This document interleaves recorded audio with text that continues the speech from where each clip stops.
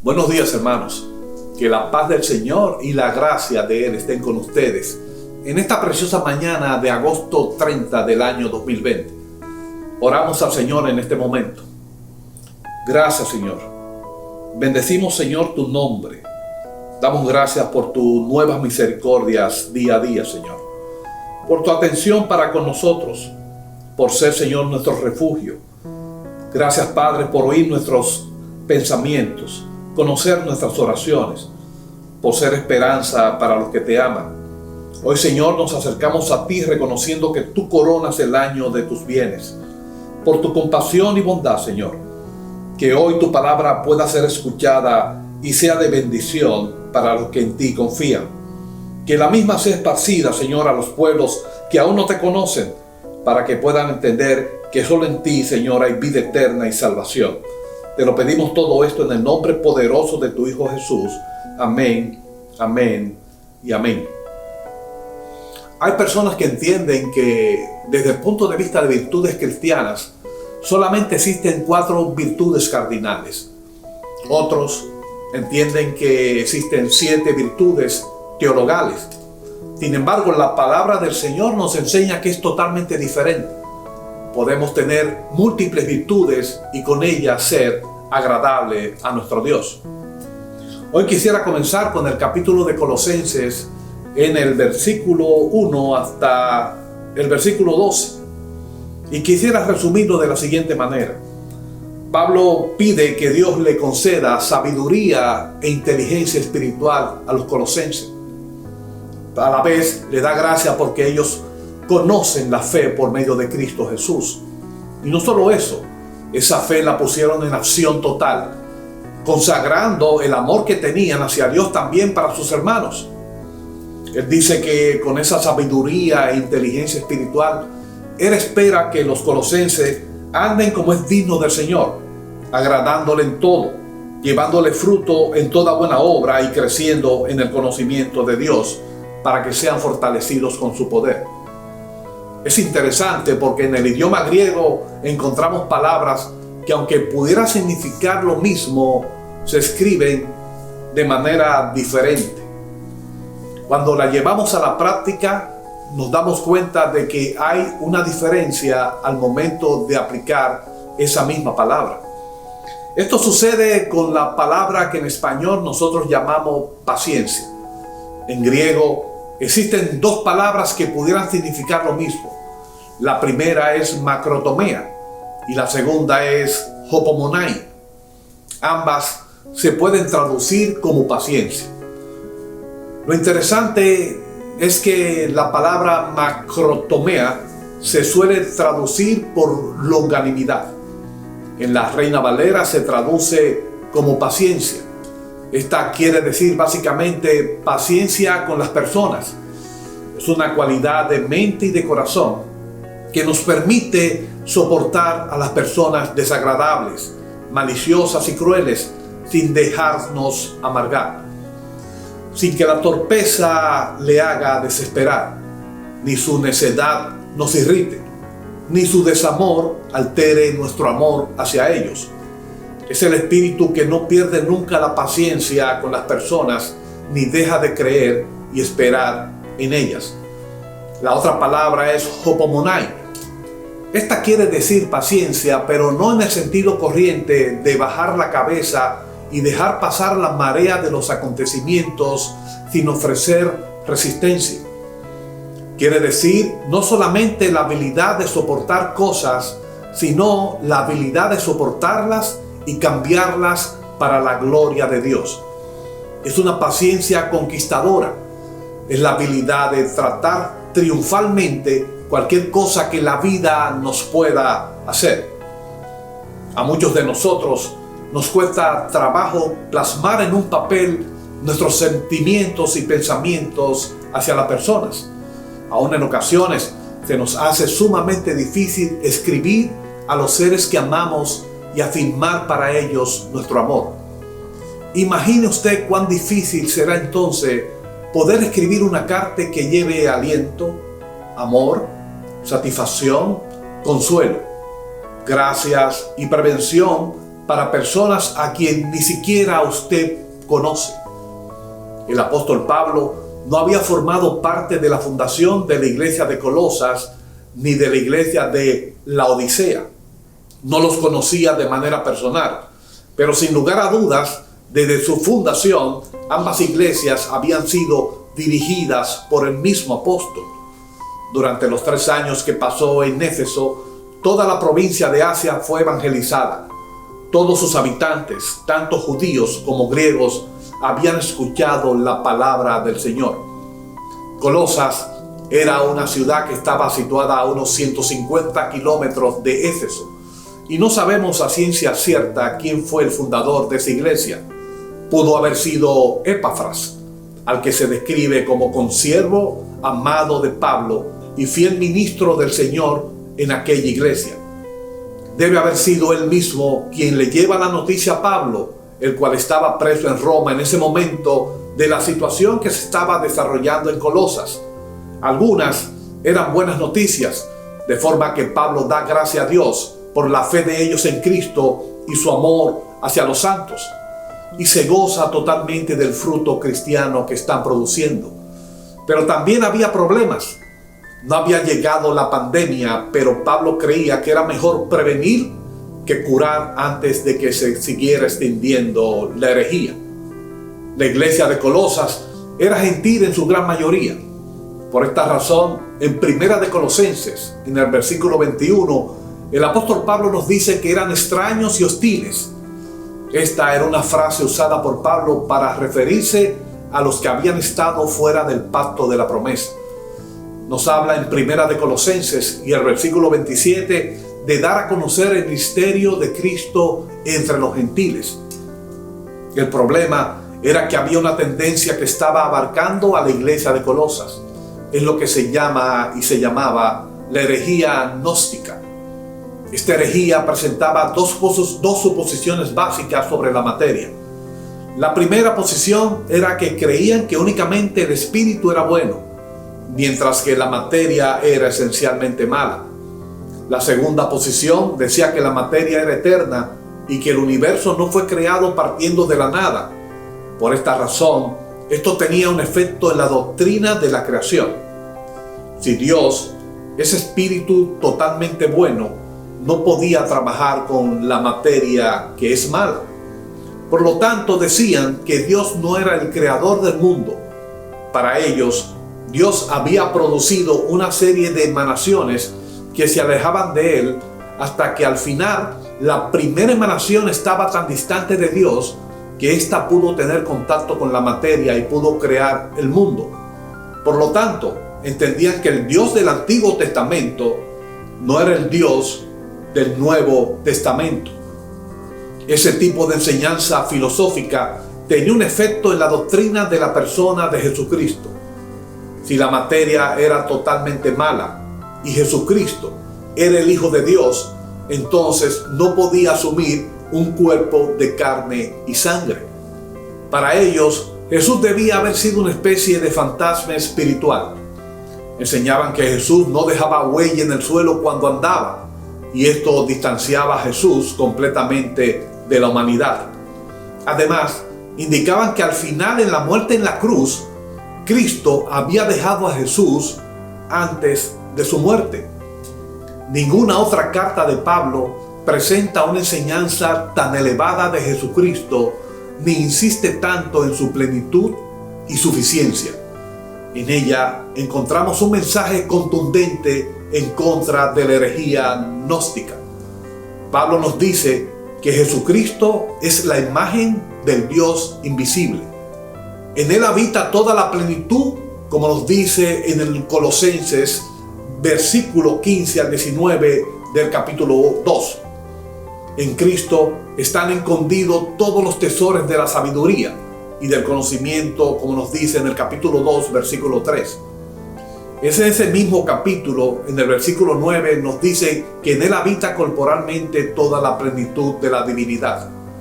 En el capítulo 1, versículo 16, indica por Él todas las cosas fueron creadas. Fue en su cuerpo de carne que se realizó su obra redentora, como lo dice en el capítulo 1, versículo 22. Y toda la divinidad mora en su forma corporal, como lo dice en el capítulo 2, versículo 9. Cuando leemos las cartas del apóstol Pablo, nos damos cuenta de que a través de los años realizó cambios en su manera de empezarlas. En las primeras se dirigía a las iglesias, como lo vemos en Primera y Segunda de Tesalonicenses, en Primera y Segunda de Corintios y en Gálatas. Sin embargo, a partir de la carta a los romanos, las cartas iban destinadas a personas consagradas al servicio a Dios, como lo vemos en Efesios, Colosenses, Filipenses, Tito y Timoteo. Este cambio de actitud del apóstol es una de las enseñanzas que él nos deja, mostrándonos cuál debe ser la función de los cristianos actuales. Debemos dejar de pensar en la iglesia como un edificio terminado, cómodo, con buenos asientos y aire acondicionado. Debemos de comenzar a pensar que las iglesias tienen que ver en términos de ancianos, mujeres, hombres y niños. El mensaje para la iglesia de Colosas es el mismo mensaje para la iglesia actual. Nos presenta la esencia de la vida cristiana y dos cualidades básicas. La primera es la fe en Jesucristo. La segunda, el amor a nuestros semejantes. Estas son las dos caras de la vida cristiana. La primera es la fe en Cristo Jesús, para poder manifestar las palabras del apóstol Pablo en 2 de Timoteo capítulo 1 y versículo 12, cuando escribió: yo sé en quién he creído. Debemos tener fe en Cristo Jesús. La segunda es amar a nuestros semejantes, convirtiendo esa fe en acción. No basta solamente con tener fe, pues podemos tener la ortodoxia y a la vez no conocer el amor.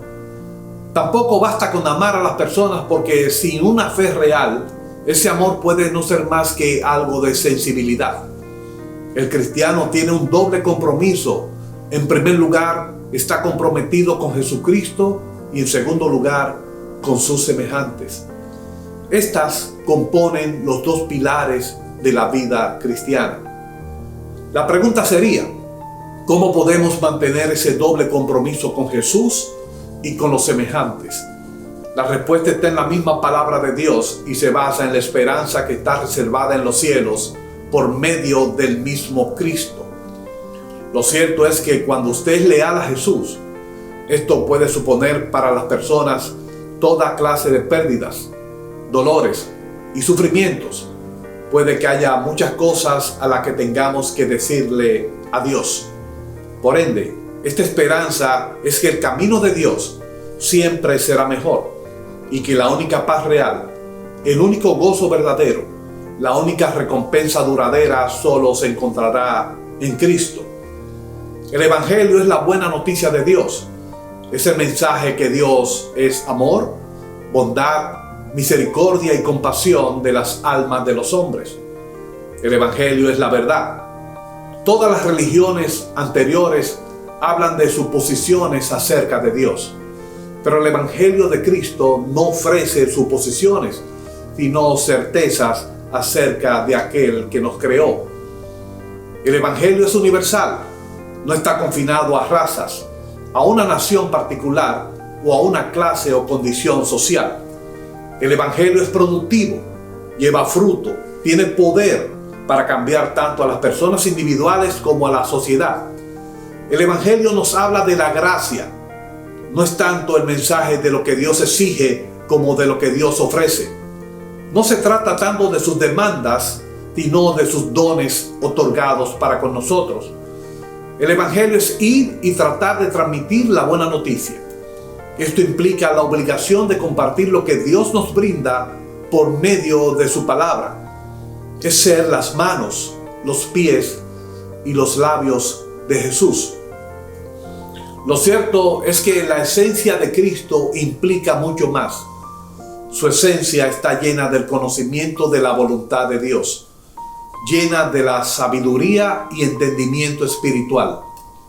En el momento que podamos llenarnos de esta esencia de Cristo, encontraremos que un conocimiento pleno con lo cual llegaremos a ser fortalecidos para que podamos poseer longanimidad, paciencia y gozo. Estas virtudes, nos dice el apóstol, que podemos obtenerla solamente con una oración incesante. Charles Bull nos dice que la oración tiene dos peticiones básicas. Lo primero es el discernimiento de la voluntad de Dios. Y lo segundo, el poder que Dios nos brinda para poder cumplirla. Se trata no tanto de hacer que Dios nos preste atención, sino de que Dios sea escuchado por nosotros. No es tratar de convencer a Dios para que haga lo que nosotros queremos, sino descubrir lo que Él quiere de nosotros. Es de esta manera que podremos encontrar la sabiduría espiritual. La palabra para sabiduría en griego es sofía. Este implica el conocimiento variado de las cosas humanas y divinas adquirida por la agudeza y la experiencia, y a la vez el conocimiento de los primeros principios. La sabiduría te capacita para respaldar la verdad cuando se presenta ante ti. Por otro lado está la inteligencia espiritual que pide Pablo para nosotros.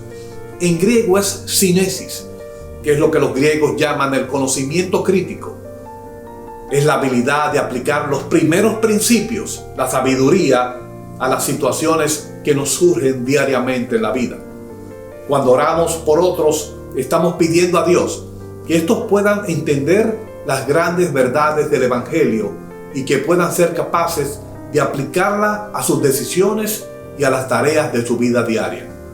Cuando aplicamos este conocimiento de la voluntad de Dios y a la sabiduría, estos deben conducir a una conducta correcta, la cual debe agradar a Dios. La oración no significa evasión de la realidad. Oramos no para evadir las responsabilidades de la vida, sino para cumplirlas. Y es aquí donde el poder de Dios y del Espíritu Santo se manifestará en ustedes. El gran problema de la humanidad no es saber lo que tenemos que hacer, sino el hacerlo. Termino con lo siguiente. Todos tenemos nuestro propio Colosas. Los cristianos vivimos en dos esferas. La primera es el mundo en el cual habitamos. La segunda es la esfera en Cristo Jesús. Son dos dimensiones las cuales no podemos evadir. El mundo nos moverá a situaciones las cuales no deben influenciar en tu relación con Dios. La paz, el gozo, la paciencia, la longanimidad y la gracia de Dios no se deben ver interrumpidas, pues somos parte de la herencia del pueblo consagrado de Dios. En estos momentos, esa herencia no es solo para los judíos. El camino está preparado para los que creen en Jesús como su Salvador. Dios, por su gracia, se encargó de trasladarnos de las tinieblas al reino de la luz que es en Cristo. Ya no vivimos en las sombras ni en las tinieblas. Ya no tenemos dudas. Dios nos trasladó de la esclavitud a la libertad. Su plan de redención se puso en marcha 2000 años atrás. La palabra para redención que usa el apóstol Pablo era la palabra para la emancipación de los esclavos y la compra de algo propio que había estado en poder de otra persona. Dios nos trasladó de la condenación del pecado mediante la obra de su Hijo Jesús en la cruz. Descubrimos el amor y el perdón de Dios. Ya no somos un criminal condenado ante el tribunal de Dios, sino un hijo que se había perdido. Y por último, y como si esto fuese suficiente o no fuese suficiente, nos trasladó del poder del enemigo al poder de Dios. Es por eso que hoy puedo gritar que por medio de Cristo he sido liberado de las garras del poder del príncipe de las tinieblas. ¿Te gustaría ser tú también parte de esa liberación? ¿De este rescate? Solo tienes que aceptar a Jesús en tu corazón para que el Espíritu Santo abra el mismo y puedas decir: yo soy salvo por la gracia de Dios. Que Dios los siga bendiciendo, hermanos, en esta preciosa mañana. Privilegio es el estar aquí, levantar a ti mis manos y decirte que te amo. Privilegio es adorarte a ti. Me bendice tu presencia y tu espíritu me llena hoy. Me muero por decirte, Dios, que te amo con todo mi corazón. Te amo, Dios. Te amo, Dios. Te amo, Dios.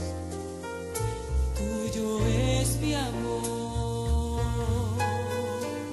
Privilegio es el estar